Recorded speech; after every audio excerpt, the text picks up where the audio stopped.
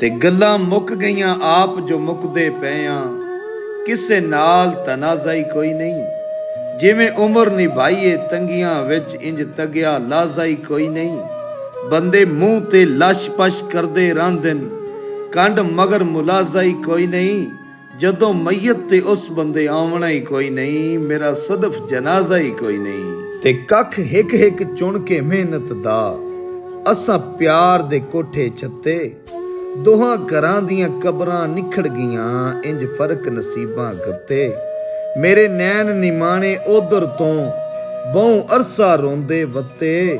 ਸਾਨੂੰ ਲੱਗਦਿਆਂ ਮੁਹਸਨ ਇੰਜ ਸਟਿਆ, ਜਿਵੇਂ ਦਰਖਤ ਸਟੇਂਦੇ ਪੱਤੇ।